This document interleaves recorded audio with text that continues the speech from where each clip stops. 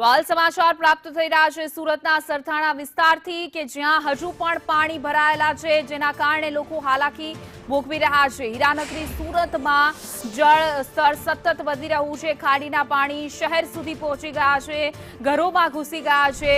જોઈ શકાય કે દૂર દૂર સુધી આકાશી દ્રશ્યોમાં કે અત્ર તત્ર સર્વત્ર પાણી જ પાણી જોવા મળી રહ્યું છે।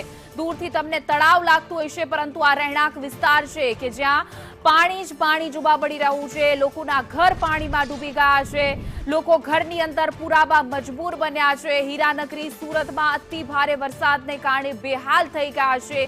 આ સ્માર્ટ સિટી સુરત, હીરાનગરી સુરત કહેવાય ને સ્વચ્છ નગરી સુરત કે જેના હાલ બેહાલ સુરતની સુરત બદલી ગઈ છે, કારણ કે દૂર દૂર સુધી પાણી જ પાણી જોવા મળી રહ્યું છે। જે રીતે સુરતમાં રેકોર્ડ બ્રેક વરસાદ નોંધાયો, ત્યારબાદ ખાડીમાં પૂર આવ્યું અને ખાડીના પાણી જે છે રહેણાંક વિસ્તાર સુધી પહોંચી ગયા છે। રસ્તાઓ પાણીથી તરબોળ થઈ ગયા છે, રસ્તા પર પાણી ભરાયા છે અને દૂર દૂર સુધી બિલ્ડિંગોમાં જોઈ શકાય કે જ્યાં વચ્ચોવચ્ચ બિલ્ડિંગને આજુબાજુ તમામ પાણી જ પાણી જોવા મળી રહ્યું છે। લોકો ઘરની અંદર પુરાવા મજબૂર બન્યા છે।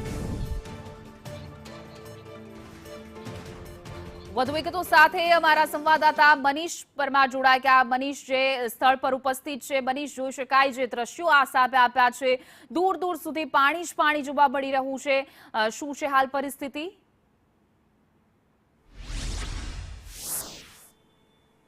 જી ના બિલકુલ વાત કરીએ તો ગઈકાલે જે સુરતમાં વરસાદી માહોલે જે સુરત બગાડી હતી અને ઠેર ઠેર પાણી ભરાઈ ગયા હતા અને લોકો હેરાન પરેશાન થઈ ગયા હતા, જનજીવન અસ્તવ્યસ્ત થઈ ગયું હતું। અત્યારે હવે સુરતના સરથાણા વિસ્તારમાં જે છેવાડે આવેલું છે ત્યાં આગળ ખાડી પૂર આવ્યું છે। જોઈ શકાય છે કે દૂર દૂર સુધી આ જે ફાર્મ હાઉસ છે અને બિલ્ડિંગો છે તેની આજુબાજુ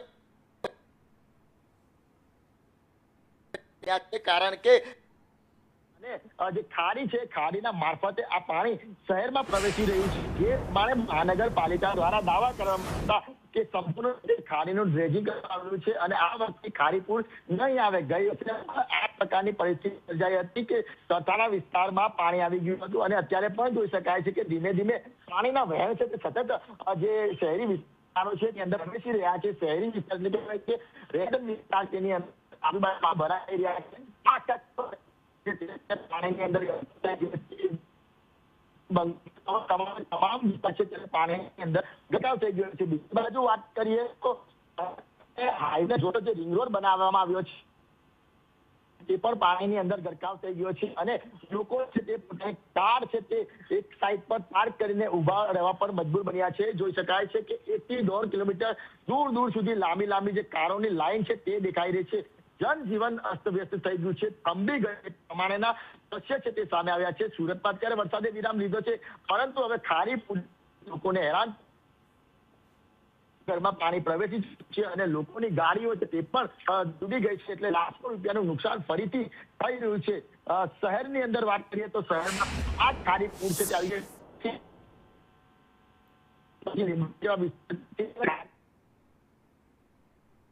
જે જળસ્તર છે તે સતત વધી રહ્યું છે, તેનું જળસ્તર વધી રહ્યું છે એટલે જી બિલકુલ મનીષ, તો જોઈ શકાય કે આખો આ સરથાણા વિસ્તાર છે કે જે પાણીમાં ગરકાવ થઈ ગયો છે।